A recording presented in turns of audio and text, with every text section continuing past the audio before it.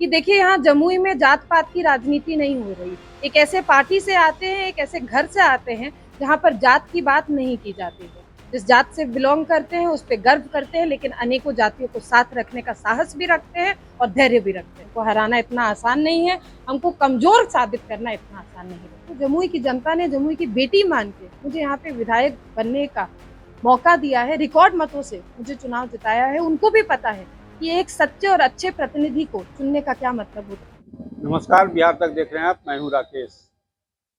बिहार में कई मुद्दों को लेकर सियासत तेज है।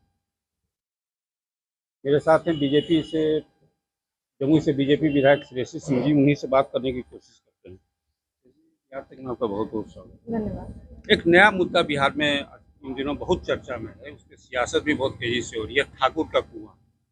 आप भी क्षत्रिय, क्या अपने अंदर के ठाकुर को आप मारेंगे? देखिए ये जो लोग हैं, ये जो एक राजनीतिक दल है जिसी के लोग अलग अलग जात को अपना मान के उस पर टिप्पणी करे जा रहे हैं, उन लोगों को मैं साफ और स्वच्छ रूप से बोल दूं कि देखिए यहाँ जमुई में जात पात की राजनीति नहीं हो रही। एक ऐसे पार्टी से आते हैं, एक ऐसे घर से आते हैं जहां पर जात की बात नहीं की जाती है। जिस जात से बिलोंग करते हैं उस पर गर्व करते हैं, लेकिन अनेकों जातियों को साथ रखने का साहस भी रखते हैं और धैर्य भी रखते हैं।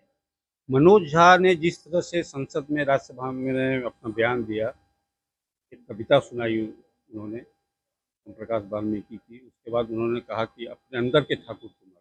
इसको श्रेयसी किस रूप में देखिए, वो सही था या गलत?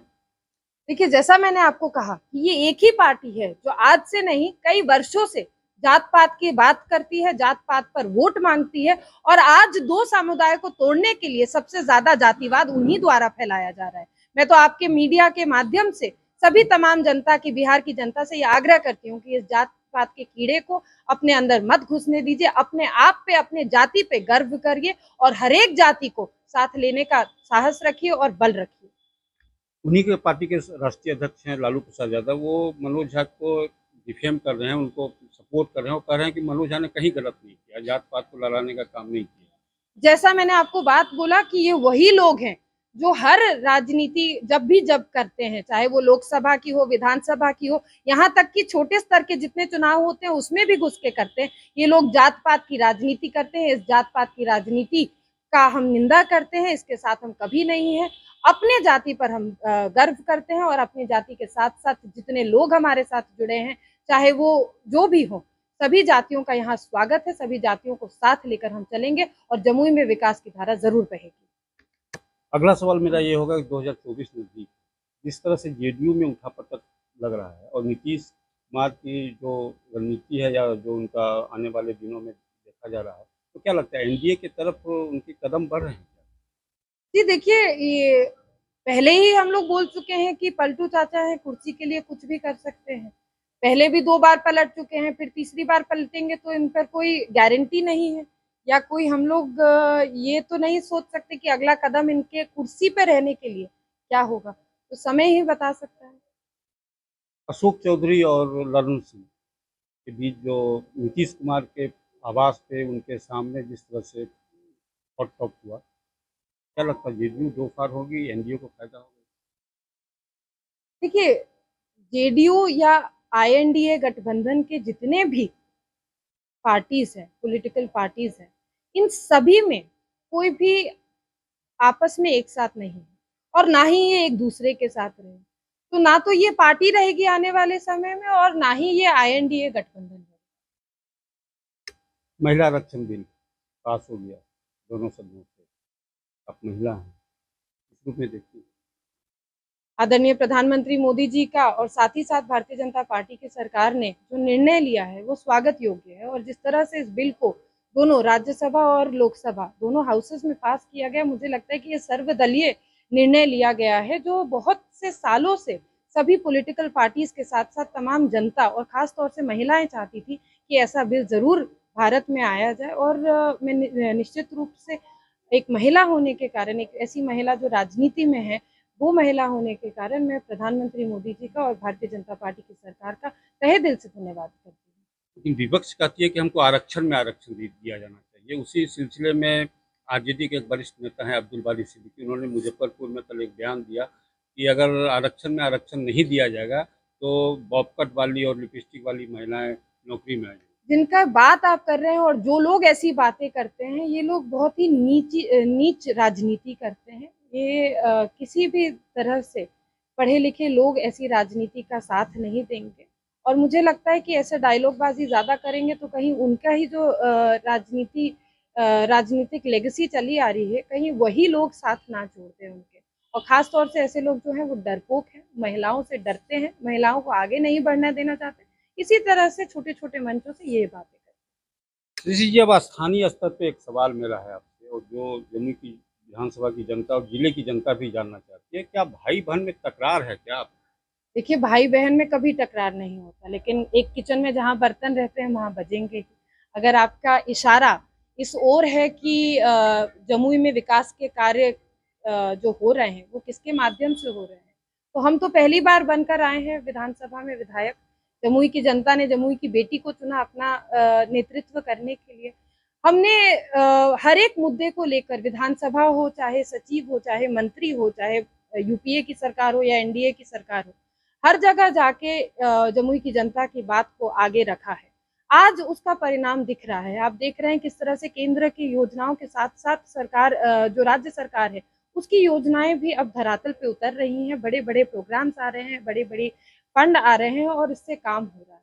तो निश्चित रूप से ये काम जिसके लिए हम लड़े हैं, उसका पूरा पूरा श्रेय हमको जाता है, और जो लोग इस काम में हमारे साथ जुड़े उन सभी को जाता है। ये सब बात सच है कि अगर कुछ लोग इस बात का श्रेय आज लेना चाहते हैं, तो मुझे लगता है ये जमुई के लिए अच्छी बात है, क्योंकि जितना जमुई विधानसभा पे लोग ध्यान देंगे तो जमुई का विकास होगा। और अंत में हमारी तो यही सोच है, या हमारे पिताजी की भी यही सोच और सपना था कि बिहार को एक विकसित प्रदेश हो। और हमने चुनाव के वक्त बोला था कि जब बिहार विकसित प्रदेश तो तभी बनेगा जब जमुई से हम लोग उस विकास की शुरुआत करेंगे। तो विकास का कार्य जितना भी जमुई में हो रहा है, उसके लिए हम श्रेय भी लेते हैं और साथ ही साथ राज्य सरकार और भारत सरकार को धन्यवाद भी देते हैं। और जो आपने टकरार की बात की, ऐसी कोई टकरार नहीं है। हमारे बड़े बड़े भाई हैं, उनका हम आदर सम्मान करते हैं। लेकिन अगर कुछ लोग सोचेंगे कि राजनीति में हम कमजोर हैं, तो ये याद रखिएगा कि उसी कलाई पे जिस कलाई पे हम राखी बांधते हैं, उसी हाथ से तलवार और शॉटगन भी चलाना जानते हैं। तो हमको हराना इतना आसान नहीं है, हमको कमजोर साबित करना इतना आसान नहीं रहेगा। आखिरी सवाल से ऋषि जी, पुल बिहार में बहुत ढहे हैं, पुल ढहने का सिलसिला जारी है। जमुई में भी एक पुल ध्वस्त हो गया। अब ये नीतीश उसका निरीक्षण करके गए हैं। क्या कारण मानती है कि बार बार पुल बिहार में ढह जाए? देखिए, जो पुल की आप बात कर रहे हैं वो चकाई विधानसभा में पड़ता है, और निश्चित रूप से इसका कारण मुझसे या मीडिया के या जनता के किसी भी लोग से छुपा हुआ नहीं है।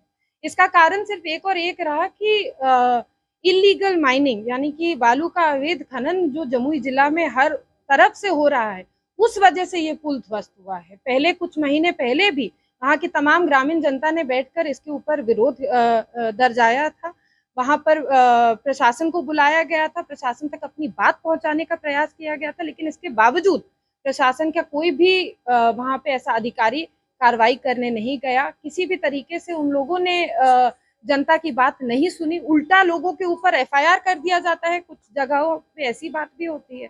तो आज अगर मुख्यमंत्री जी आए हैं इस दुर्घटना होने के बाद, तो ये बहुत अच्छी बात है कि वो स्वयं मुख्यमंत्री बन के इस दुर्घटना स्थल पर पहुंचे, और उन्होंने ये वादा किया है कि जिससे पहले हमारे ये जितने भी त्योहार पर्व का एक जो मौसम आने वाला है, उससे पहले ये पुल बन के तैयार हो जाएगा। तो निश्चित रूप से उनका ये जो निर्णय है ये स्वागत योग्य है, और मैं आशा उम्मीद करती हूँ कि प्रदेश और जिला के जितने भी प्रशासन है सब मिलजुट के ये काम जल्द से जल्द शुरू करेंगे और खत्म करेंगे, और ऐसा पुल, मजबूत पुल बना के जमुई जिला को देंगे जिसका आने वाले समय में उदाहरण दिया जा सके। लेकिन साथ ही साथ अफसोस की बात यह है कि माननीय मुख्यमंत्री जी आते हैं, तमाम प्रशासन उनके साथ एक्टिव होके एक पुल देखने जाता है। तो जमुई जिला में और जमुई विधानसभा में अनेकों ऐसे पुल के उदाहरण हैं जो आज भी ध्वस्त पड़े हैं। किसी का स्लैब डिसलोकेटेड है, किसी की पुल में, किसी के पिलर में कमजोरी आ रही है क्योंकि वहां से अवैध खनन हो रहा है, किसी का स्लैब डिसलोकेटेड है क्योंकि उसके ऊपर अवैध बालू के खनन वाले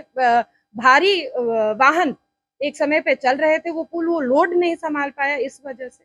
तो ऐसे पुलों को भी देखने की आवश्यकता है जिससे कि आने वाले समय में कोई ऐसी दुर्घटना नहीं हो। आने वाले समय में अब मुख्यमंत्री जी तो एक ही हैं, उनके पास पूरा बिहार है देखने के लिए।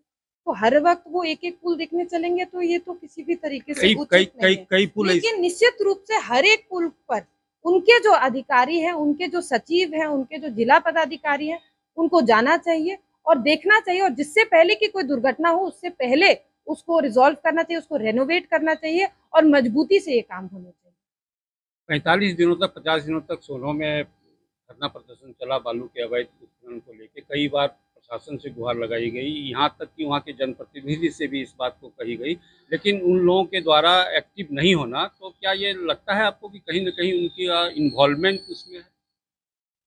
देखिए, हम तो शुरुआत से बोलते आ रहे हैं कि अवैध बालू खनन जिस पैमाने पर आज जमुई जिले में हो रहा है, ये आज से नहीं, हमने पिछले जब से हम चुनाव जीते हैं, जब से बालू का टेंडर हुआ है, तब से बोलते आ रहे हैं कि ये जो अवैध खनन हो रहा है बालू का जमुई जिला में, इतने बेहद बड़े पैमाने पर हो रहा है कि बिना जो सरकार में लोग हैं और बिना जो प्रशासन के लोग हैं उनकी मिली भगत के बिना ये संभव ही नहीं। तो निश्चित रूप से कहीं न कहीं प्रशासन को इसके ऊपर, या जो बड़े पद पे लोग बैठे हों उनको प्रशासन के ऊपर एक कड़ी निगरानी रखनी चाहिए और देखना चाहिए कि आखिरकार ये जो बालू माफिया, सबके मुँह से ये शब्द इस्तेमाल किया जाता है, इस बालू माफिया को बढ़ावा कौन दे रहा है? क्या लगता है कौन दे रहा है? ये तो जैसे मैंने आपको बताया कि जैसे जो लोग बड़े पदों पर बैठे हैं, उन लोगों को ये निगरानी करनी चाहिए, उन लोगों को ये कड़ाई बरतनी चाहिए और उन लोगों को सोचना चाहिए। जनता तो चिल्ला-चिल्ला के आज आपने देखा कि थक गई है, दम तोड़ चुकी है। किस तरह से पुल गिरे जा रहे हैं, आए दिन किसी बच्चे की डूबने की या किसी बच्चे की दलदल में फँसने की दुर्घटना सामने आती रहती है। अभी हाल ही में हमारे सामने छठ घाट का छठ होने वाला है। छठ में जब लोग घाट पे जाएँगे तो आप देखिएगा फिर से ये मुद्दा उसी ज्वलंत रूप में सबके सामने आएगा। तो निश्चित रूप से जनता और जो हम जैसे छोटे स्थानीय प्रतिनिधि हैं, हम लोग तो चिल्ला-चिल्ला के अपनी बात पत्र के माध्यम से, विधानसभा के माध्यम से बोल-बोल के थक गए। लेकिन ये जो रवैया सरकार का और प्रशासन का है कि मुँह मोड़ लेना, आँख और कान बंद कर लेना, तो इस पे तो कहीं न कहीं उन्हीं को देखना पड़ेगा ना कि कौन मिला हुआ है, किसके वजह से ये बालू माफिया है। कौन है ये बालू माफिया और क्यों आप इस बालू माफिया को पनपने दे रहे हैं? क्यों आप इस बालू माफिया को कंट्रोल नहीं कर रहे हैं? क्या आज मुख्यमंत्री जी के हाथ में या उप मुख्यमंत्री जी के हाथ में उनके प्रशासन नहीं है? क्या पुलिस प्रशासन उनके ऊपर है? अगर ये बात सच है तो होने दीजिए इस तरह का खनन। आखिरी सवाल श्रेषी जी, 2024 लोकसभा चुनाव, बहुत तरह की अफवाहें हैं, चर्चाएँ हैं आपको लेकर। क्या 2024 में हम श्रेषी को नए पार्लियामेंट में देखेंगे? देखिए, मैंने बार-बार आपको ये बात बोली है कि वर्तमान में मैं जमुई की विधायक हूँ। जमुई की जनता ने जमुई की बेटी मान के मुझे यहाँ पे विधायक बनने का मौका दिया है, रिकॉर्ड मतों से मुझे चुनाव जिताया है। उनको भी पता है कि एक सच्चे और अच्छे प्रतिनिधि को चुनने का क्या मतलब होता है और आज जिस तरह से हम लोग जमुई में, जमुई विधानसभा में हो रहे सभी कार्यों की बात कर रहे थे, वो सभी कार्य इसलिए आज धरातल पे उतरे हैं क्योंकि उनको पता है कि उनकी बेटी विधानसभा से लेकर जिला स्तर तक लड़ाई लड़ रही है और काम हो रहा है। आने वाले समय में पार्टी का क्या डिसीजन होगा, ये पार्टी का डिसीजन, इसको हम और आप नहीं बता सकते। लेकिन अगर मेरे मुँह से सुनना चाहेंगे तो हम जमुई की बेटी हैं, वर्तमान में जमुई की विधायक हैं और हर वक़्त जमुई के विकास के लिए प्रयासरत हैं। तो ये थी मेरे साथ जमुई से बीजेपी विधायक श्रेषी सिंह, जिन्होंने बेबाकी से अपनी बात रखी। राकेश कुमार सिंह, बिहार तक, जमुई।